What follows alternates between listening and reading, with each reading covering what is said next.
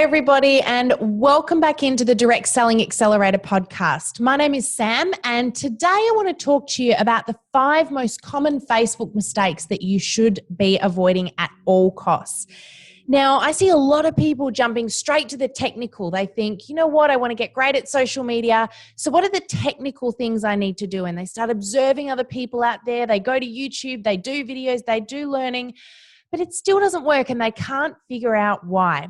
And the reason why it doesn't work when you jump straight to the technical, although there's some really incredible stuff out there on social media you can do, sometimes doing the basics, the foundations, are the most powerful things you can possibly spend your time focusing on. So today I want to talk to you about 5 common mistakes that should be avoided at all costs. And I see people doing this stuff every day, even some of the most experienced. So let's dive on in and have a look at what they are.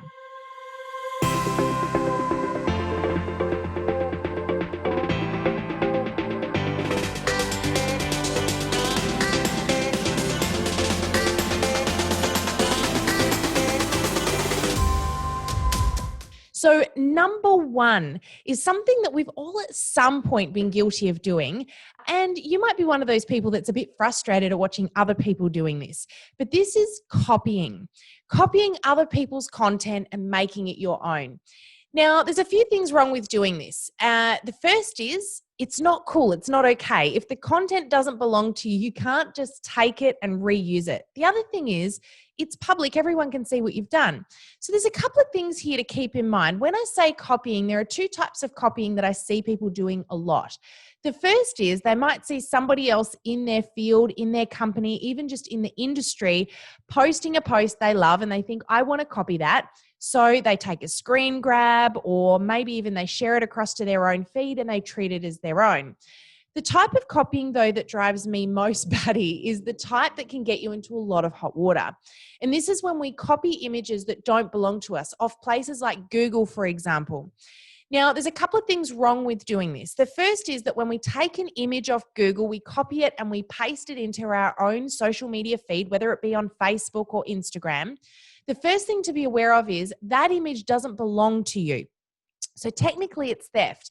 But the other problem that you've got with copying images off Google is the fact that you're reducing the quality of the image. So when you copy it from one website and you paste it into another, like Facebook, you're reducing the quality of the image, which makes it end up looking often pixelated and fuzzy. You'll often find that it's not customized or optimized, I should say, for the platform. And so you'll end up with edges being cut off. You might even have watermarks on there for another brand, which can look really unprofessional. So it's a good idea to create your own content. Now, this is really easy to do. All of you, I imagine, have got a smartphone in your pocket. Now, I know because I had 2 parents that owned camera stores. These things have got the most incredible cameras in them. Even if you've got an older smartphone, you've got a very powerful camera sitting right there in your pocket. So all it takes is for you to get a little bit creative with your camera. Start taking photographs yourself. Aside from the fact that your images are going to be so much more relatable, you're also going to have a never-ending supply of amazing content for your feed that belongs to you. You don't have to copy it off anybody else. So take photographs yourself. You've got your own products, your own business. Take some behind the scenes, share with people what you get up to. It's a really, really great way of sharing really awesome content. Now, the other thing is that for most of your direct selling companies, you'll also have beautiful galleries of images that they've supplied for you to use. And on top of that, if you want more images, you can go to some stock image sites. There's some great stuff out there, like Stock Unlimited is one of our favorites. We'll put a link to that one in the show notes for you guys, so you can check that one out. But you've also got things like even Canva that now provide stock images, beautiful stock images that you can use as well. So get out there and get creative, but don't copy other people's stuff. It takes a couple of seconds to create your own beautiful content. Now, by the way, if you want a couple of apps that are really awesome for creating quick and easy, beautiful posts that look super professional in minutes, try Typorama or WordSwag. These are 2 really great apps. I love to use. They're very quick and easy. You can load your own photos or your own logos in there if you want to, or you can use their own stock images and you can use it right off your mobile phone. So quick and easy stuff. That's Typorama and WordSwag. So there are a couple for you to work off. That was number 1. So number 1 was copying. Number 2, Facebook mistake to avoid is inconsistency. So this is one again that I know a lot of you guys right now are going, yep, that's me.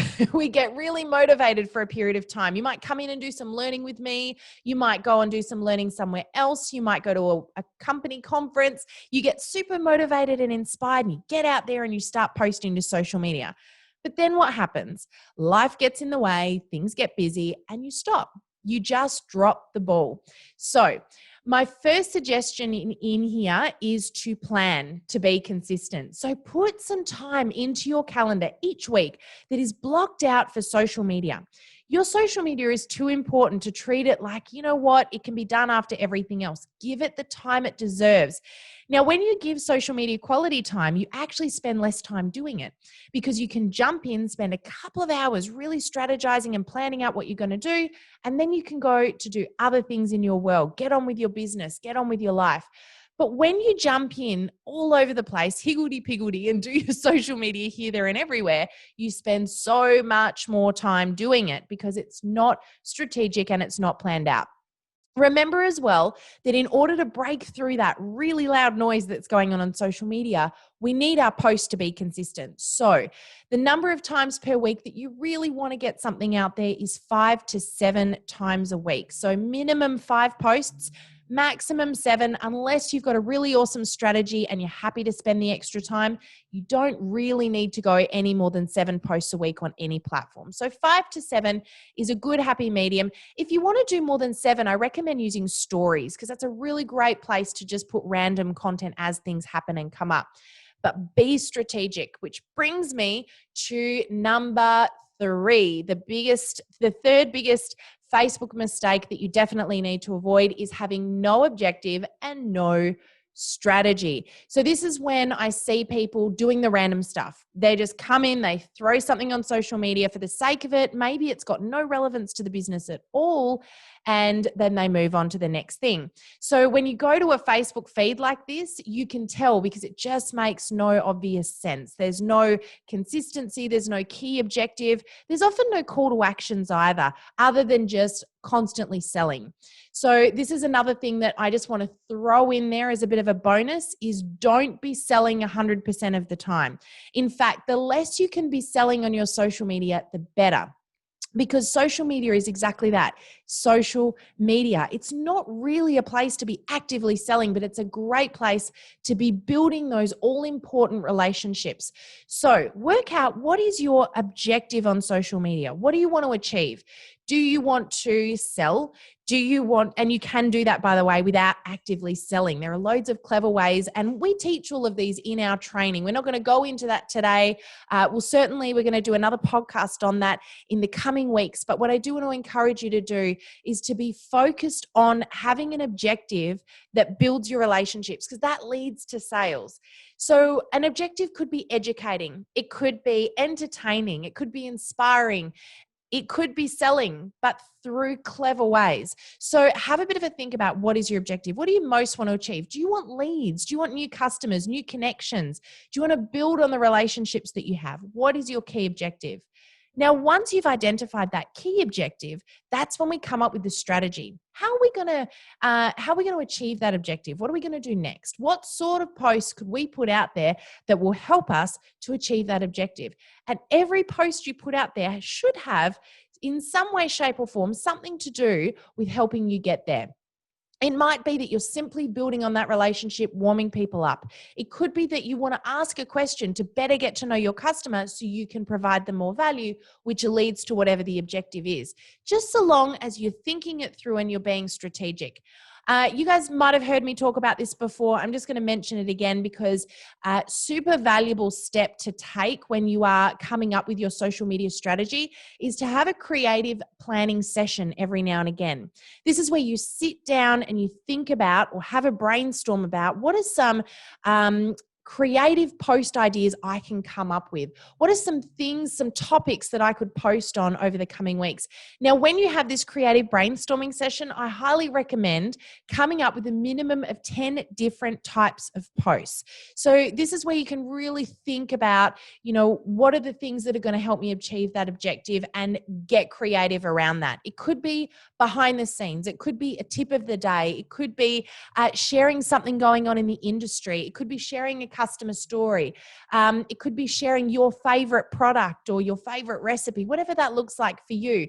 So come up with 10 minimum different creative post ideas that you can use in your strategy that are going to help you achieve that objective. So hopefully you can see the pattern forming here now. So number 4, this brings me to number 4. And this one, I kind of took a few things and threw them all in together because to me, they're kind of the same bundle. And it's, I guess if I were to give this one a title, it would have to be bad quality posts. So let's have a look at what that looks like. The first thing is in this little bundle, using hashtags the wrong way. So I see a lot of people throwing hashtags on Facebook like they do on Instagram and Twitter. Couple of things to be aware of. Hashtags were never actually created for Facebook. They were originally created to be used on Instagram and Twitter. So when you're on Instagram, it's recommended that you use between 7 and 30 hashtags, 7 minimum, 30 maximum. But Facebook wasn't designed to be used with hashtags. The reason people use hashtags on Facebook is because they carried the pattern across. Facebook for a very long time has really not loved hashtags to the point where in a lot of cases, if people are misusing and overusing hashtags, it's shadow banning or hiding their posts from many people. So when should you use a hashtag on Facebook? Well, there's a few strategic ways you can use them. The first is if you've got an event or something going on that is being actively promoted through a particular hashtag. That could be a time that using a hashtag on Facebook would be valuable. Another time would be as if you create your own version of a hashtag. So something to help you brand something. And another reason to use a hashtag would be as if someone or an organization or people are looking for you to be using a particular hashtag. They're going to be searching for it. So for example, if you attend a conference or event, they'll often have a competition where they say, if you take a photograph and post it with this hashtag, then we might, share your image or we might put you in a draw to win something. That's a time where using a hashtag could be strategic. Now, when you're using hashtags on Facebook, there are a couple of things to remember. The first is don't use them on every post. So sort of mix it around. Have some where you use 1, 2, or 3, and then others where you do none at all. The next thing is keep it to 3 maximum. Don't have too many. It's not like Instagram where having loads is a great thing. Keep it really, really minimal and don't use the same hashtags on every post. So really mix it up.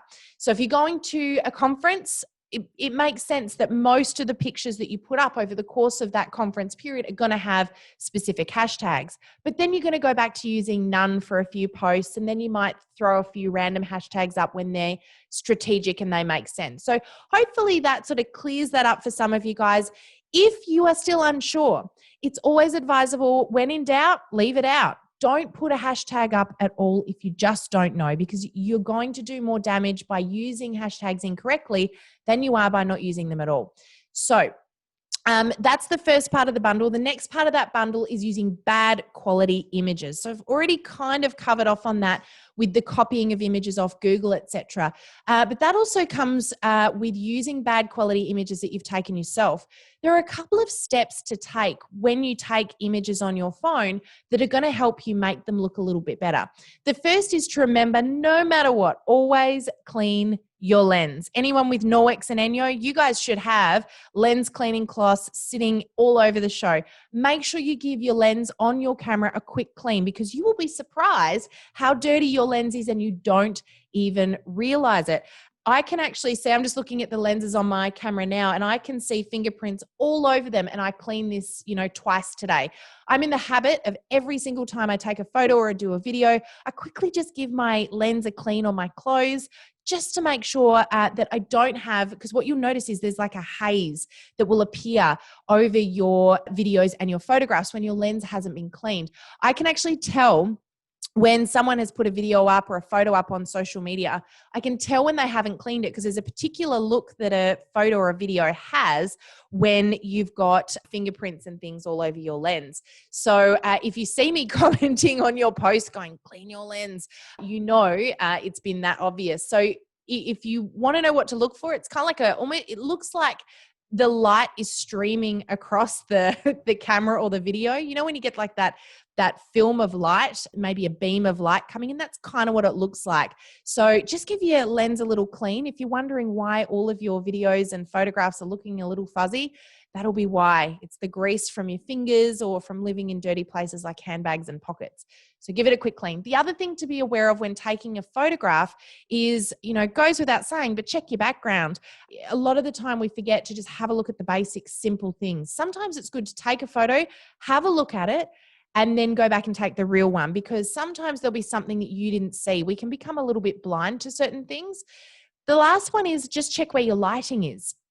So, for example, if you're taking a photograph of an item or a person, make sure they don't have the light source directly behind them, whether that's the sun or a light itself, even a screen.